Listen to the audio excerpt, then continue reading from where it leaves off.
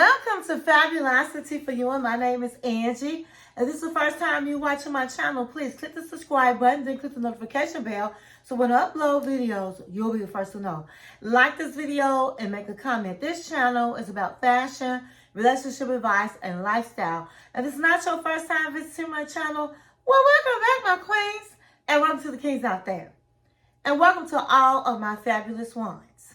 Okay, so tonight I am doing the review of the Real House Beverly Hills Season 15, Episode 11.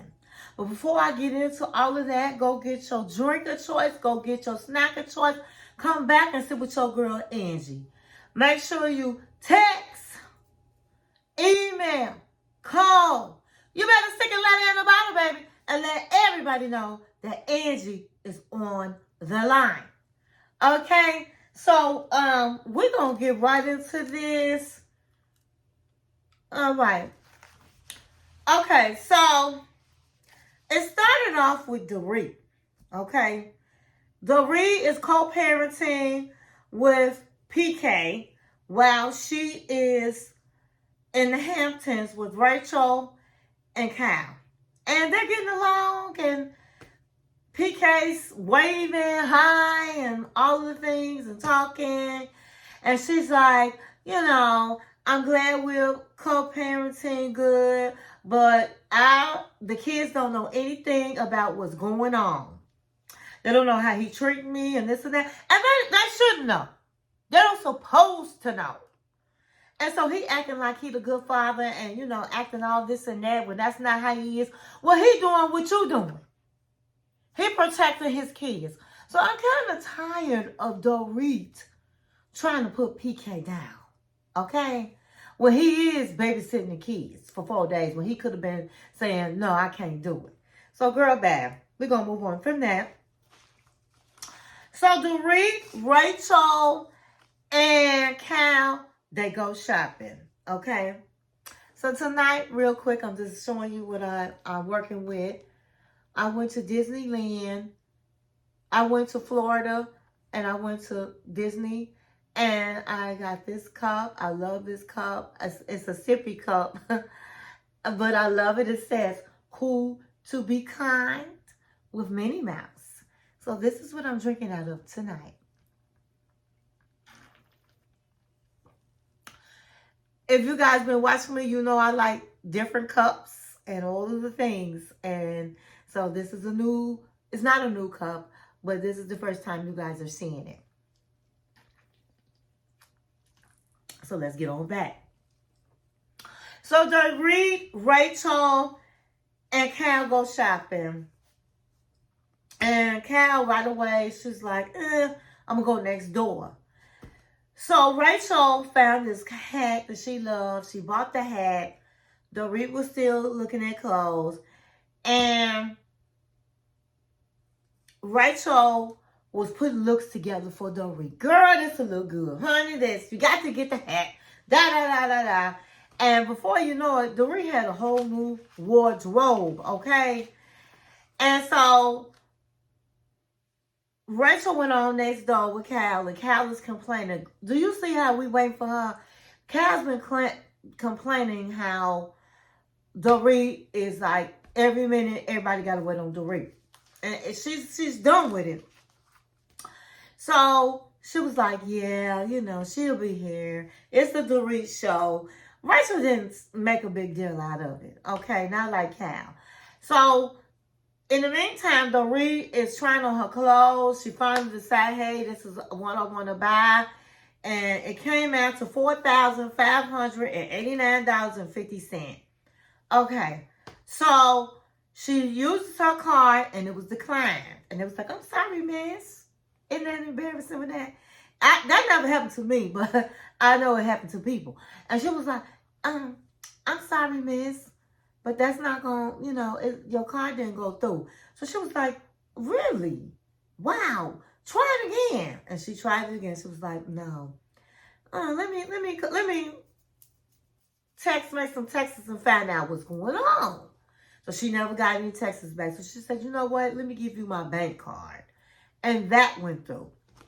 And then she was like, it's called fraud, baby. when you're in another city, your bank will not complete the charges. And you know what? She's right. It does do that. But do I really think that was the problem with Dorit when I'm quite sure she travels all the time and she's wealthy? I don't think so. Okay, so she goes back to Cal and Rachel, and it was like, girl, you done bought the whole store out. So Cal gets back to the crib, and Rachel's telling everybody, you know, my parents and my family are going to be coming here at 7 o'clock. We're going to have dinner with them. I bought wine for them, and we're going to have a good time. Cal goes outside, and she's talking to her daughter. Then Boz called her, and she was telling Boz, you know, I don't know. Dorit is acting real strange. She's been very scatterbrained. I don't know if it's the OCD, but she acting real tripped out. She's taking all day. We're waiting for her for a long time. I don't know what's going on with her. And a real friend, and that's Boz, was like, she's sitting up here worried about how she talking about PK when she's sitting up here saying things about Dorit, when PK could possibly use this information in court. She was like, why is Cal so concerned and talking about her like that? I can't get down like that. And that's how real friends, how they think. Then Cal said she's spending so much money. She went into the store. I don't know how much she spent, but she came back with this big heavy bag. And we know that she can't afford it right now. That's what got Boz's attention. Boz was like, well, I heard she went shopping and bought a Keely bag like yours. And I'm like, girl, is this the time to do it when you have no help? But I was like, okay, when I got divorced, I was basically buying, and I know how she feel, Dorit. I went through a divorce before I got married. Everybody knows. Before my second husband. And I'm not even going to blame it on divorce. I'll just say when I'm not really in a good space, what cheers me up is really shopping. But I do understand when you're going through divorce, you're trying to cheer yourself up, okay? And so most women cheer up is shopping. And sometimes we can tend to spend a little bit more than we should. But let's not forget, I'm quite sure she getting some good checks. She been on that show a long time, Beverly Hills, so I'm quite sure she getting good checks. So if she spend a little bit more, so what? But I told you guys before in another video, when you have a spouse, I don't care how much money they make, and they was contributing into the household, you're going to miss that contribution because it's all going to fall on you. Dorit had been getting extra bills, but Dorit said, God damn it, I'm in the Hamptons. I'm living my best life. I'm going to shop. So I ain't mad at her. I'm not mad at her. And I'm sorry. I just want to come to my friend and say, girl, you're doing too much shopping when you know you ain't got it. That's not none of my business. If that woman want to shop till she drop in her cars, that's her business. Okay? You can't tell people how to spend their money and what to do with their money. Okay. So, we're going to talk about Jennifer and Sutton. So Jennifer and Sutton, they meet out for lunch. And oh my God, Jennifer got some money, baby, because she had on some pieces. She had these cat eye glasses that were so cute, and her dress, and then she had this cat bag. She was just real cute. And Sutton looked nice, and she was just sitting there, and she was like, you know what? This place reminds me so much of when I have rented a home around the corner. So Jennifer was remembering when she was married, and she was like, I knew her husband. And she said, Sutton was a society woman. She was very chic, and she was in charge of this and on the board of this. Her husband was gorgeous. They looked like the perfect couple to the world until they was not. And I will say this, there's a lot of people that are society people. And they're phony. They act like their marriage is all of this and all of that.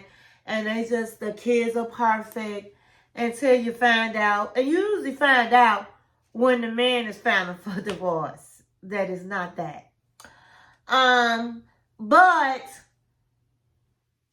Sutton went on to say, the last time she was around here, she was renting a home down the street. Her daughter was at that beach across the street. And that's when me and my husband, that was the last time, we was together as a married couple. She was going back down memory lane. I saw the photograph. It kind of made me laugh. Look at me, look at here. I'm back down memory lane. And so Sutton was going down memory lane, and she sat up and said how she told her daughter that the annulment that her husband wanted went through. Now, what she didn't tell us that Jennifer told us, I didn't never hear about it until when Jennifer talked about it, that her husband left her for her very best friend. Oh my God. I would have clutched my pearls. Now Sutton and her man, they was already divorced, honey. They had already divorced. She already got a settlement. But now he's trying to make it into like they never got married before. And it's hurting her. It hurts her. She even said last episode that she really thought that she can get him back. Girl, if he left you for your friend, you couldn't get him back. He had absolutely no respect. I just feel like, why should a man mess with your friend when it's so many other women in the world? He has no respect for you. And I always told y'all, never let a woman sit around me and my man. Don't let no woman sit around you and your man, honey. That's a rule over here at my house. I don't let no single women come over here. No, ma'am. Not when my man is around. And then all this doing couple this and couple that and couple this and couple that. Be careful of that. Especially if you got a man with some money, honey. Or a good man. These women out here, I hate to say it, some of these women out here is desperate and will take your man. And that's what happened with Sutton. And I was like, oh, wow. And I said it last week. It don't matter how much money you got. The more money you got, the more you got to protect your man. Because these women will come and get them, honey. They want what you got. They want your lifestyle. They want all of that. All right? Let's toast on that, honey. Don't let no women sit around you and your man, honey. No. Absolutely no. Absolutely not. And so Sutton's husband left her for her best friend. And that's why Sutton is all broken up and feeling all crazy about this annulment. Because guess what? He about to marry her best friend.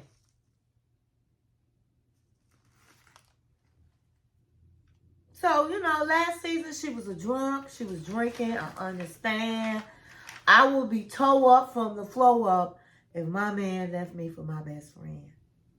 But ladies, my queens, you have to be careful who you let around your man.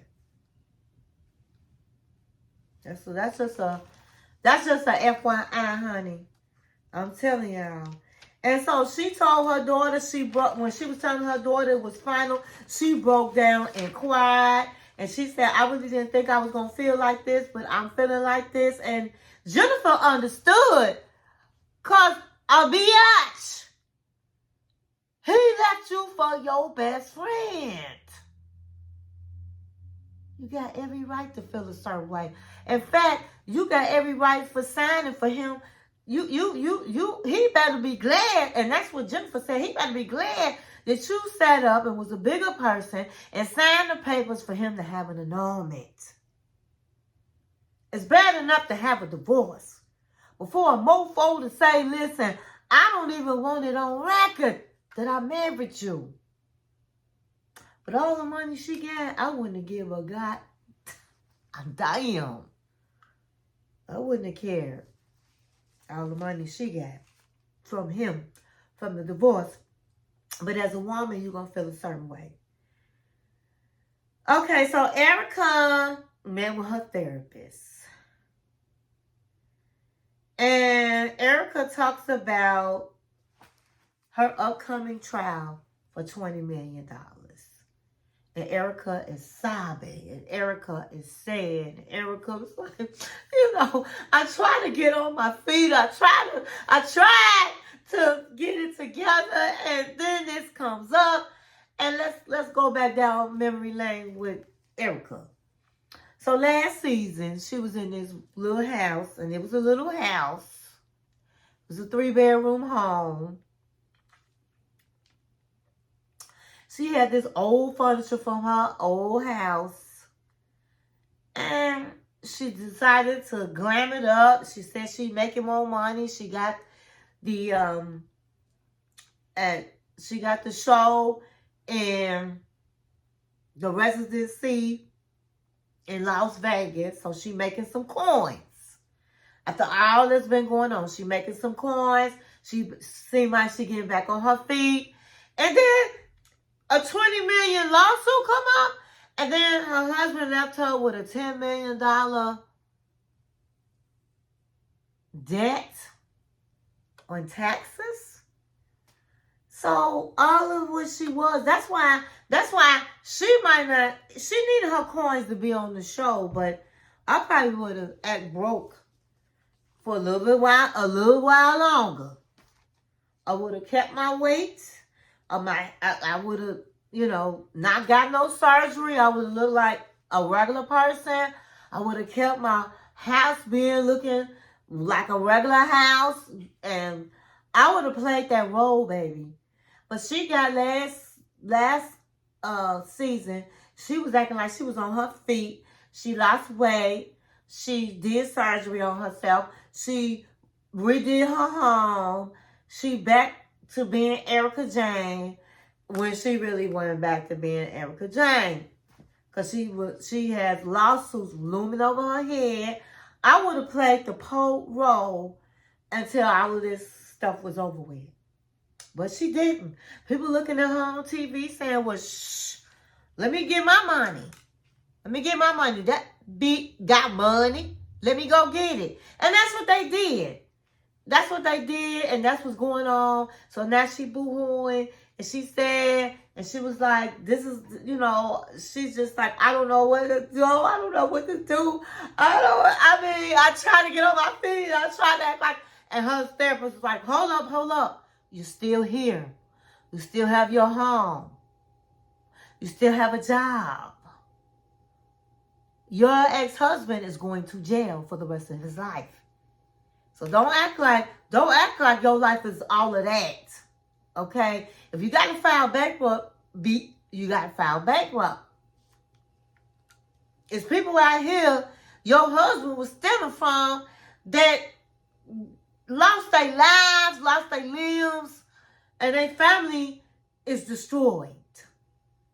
And so what? So what? You ain't got no money to give nobody. You still here, a bitch. That's basically what her therapist had said. She was trying to, let her know, hey, life is really not that bad for you, girl. But I understand when you came from, where she came from. She had this big mansion. I told you she had a church in her house, honey. She had did a video call. It's so good to be me, rich. She had glam squads. She had it all. And she got with that man when she was young. So she been having that money for a long time. So in her mind, I understand you done hit rock bottom. But for regular people like us, girl, you still got it going on, honey. You better get it together. You better file bankrupt. Honey. You got that 10 million lawsuit. You got a 25 million lawsuit. Don't have no shame in your game. You better do what you got to do. And so she tells the therapist how she came out to... last week she came out and she said that she had got her behind beat, and she was like it was very, very embarrassing to her that happened to her. And I don't know why women gonna get embarrassed because you got beat. It's not your fault. It is not your fault. Erika had no reasons to feel embarrassed, but that's how she felt. And that's how a lot of women feel. And her therapist told her, by you telling your story is meaning that you're healing. Because when I first met you, when you first told me about it, you was talking like it happened to somebody else. But you're healing and you're going to be okay. And that's a good thing that you told your story. And I do feel that way. I feel like I can understand it's embarrassing. But I think that when you are experiencing some trauma, you need to speak about it. Because first of all, you need help. And second of all, you're helping others. You're helping others. And it just shows that my queens, my kings, keep your paws off women. That does not make you a man fighting a woman. And I'm gonna get into this, honey. Only punks fight a woman. Because a woman is defenseless. A woman can't fight a man. I don't care how bad her mouth is. She can't fight a man. So to put your hands on a woman, I'm saying it, and I don't care. You're a punk. You're a punk. A real man don't do that. A real man will leave the room. A real man will leave his house. A real man will walk away. But to put your paws on somebody, a woman, you're not a real man. And there's a lot of men out there that's not real. Not a real man. Probably ain't never got into a fight with a man, but gonna fight a woman. Who do that? That's why I tell my queens out there, if a man put his paws on you, leave them. Because real men don't do that. I needed to say that. Okay, so then Rachel and her parents came and her family, other people came. And Dorit was nowhere to be seen. They was talking about Dorit, and Cal was like, I don't understand. Dorit is late again. We're at home, and she's still late. She just bought all these clothes, and she can't decide what to put on. is really going on with Dorit? And, you know, I love Rachel because Rachel wasn't even paying attention to her saying that. She was like, whatever. Dorit came down and was fabulous and all of the things. And she met the parents and she looked fabulous. And Rachel was talking about her husband, and the mama was like, he was not a bad husband. He was not a bad man. And I just felt like he was a bad man because he cheated on your daughter. And she already feeling bad, so why you going to say her husband wasn't a bad man? I didn't like that. I didn't like that. But moving right along, the three of them, Rachel, Dorit, and Cal, they went out for their last night. And Rachel told Dorit, girl, you look hot. You going to meet a man. You going to have some fun. And they went out to this restaurant. And Cal started talking about what happened in the marriage, why she decided to divorce. And she said, he told me that he was with another woman. And I don't think he told me, maybe part of it was because he felt guilty, but the other part of it was to make me feel bad. Like, yeah, so I still got it. To really make me feel bad. And that's why I said I can't be with him no more. And she was real dramatic and she cried about it because she loved that man. She did. But when a man, and they asked him, why do you think he told you? Why? And she thought about it and she said, you know what? He was a good husband until a few years ago. Until I really became the it girl, basically. She didn't use these words, but the it girl. Because when I started working for Tommy Hilfiger and designing the celebrities and became really Rachel Roy, the it girl, I think that's when the marriage went south. And his confidence was low. So he didn't have the money. She had the money. And that's a lot of, when a woman marries a man that's not equally yoked. And let's talk about it. That's not equally yoked. It usually don't work out. Now I'm going to get personal and talk about when I was married in my first marriage. I was marrying for a lot of different reasons. Really, because I felt like, oh, everybody I know was married. I want to get married. But we was not equally yoked. I had way more than he had. I had property. I had a better job and all of that. And at one point, I was like, my life was so great.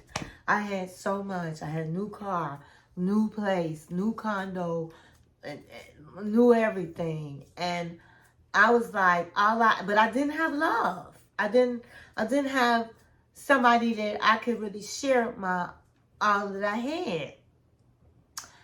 And I met somebody and he made me laugh.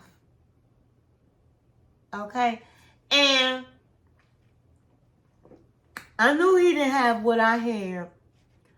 But I felt like I got everything. But let me tell you something. When you marry somebody that's not equally yoked, they become jealous of you. Okay? They try to do things and think they can keep up with you or you know, but it don't really work out.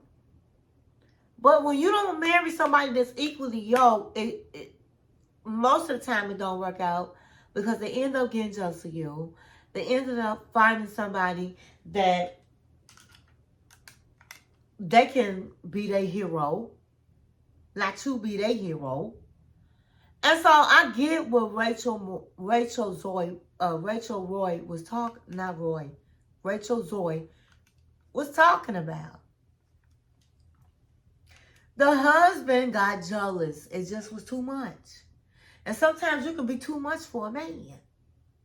That's why it's important to marry a man that you equally yoked on, that has either just as much money as you or more. But when you go marry somebody that don't, it don't work out. Because a man, what women don't understand is a man is a man. And he want to be the man. And he can't be the man if he ain't bringing home the bacon. Okay? If he ain't bringing home the bacon. You can throw the chicken in the grease and I'll give you a piece. But that's not the same. So I understand her. And so she cried, and Cal and Dorit was there by her side. And so, again, this season is not the glamorous life of the Beverly Hills Housewives. It's real talk, and it reaches my heart because I can relate, and I know you guys in the audience can relate. And again, I said all the time, you have to have your friends, your girls, your family that's going to back you up. And during this time, Rachel said, I'm glad I had got the chance to know them. They met my family. I really don't do that with a lot of people. They see who I am. They had my back. And I think Dorit and Cal got closer. They got along and they got closer. And so that's how it ended. And I would say this as well. It's important when you're going through life. And it's life. And that's what Erika's therapist said. Erika, things are not going to be perfect. Okay? It's life. And I lost my dad, and I saw who my friends were. I saw my family, my cousins and family were there. And I'm so blessed because a lot of people don't have that. You know, I've been really sad, and one minute I'm okay, the next minute I'm not. And just doing these YouTube videos and keeping busy helps me. You know what I mean? But again, I'm going to shout out to my cousins. I shout out to my cousin Sharon. I shout out to my cousin John. I shout out to my husband, my mom. I shout them out, my Aunt Barbara. I shout them out because even though my father died in November, I'm still going through it.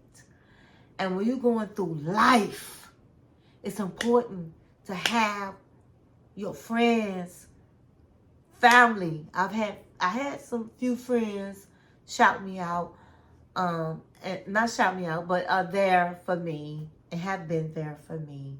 But then, you know, I really don't have a lot of friends, and it's a lot of people like that. And so you have to have a support system.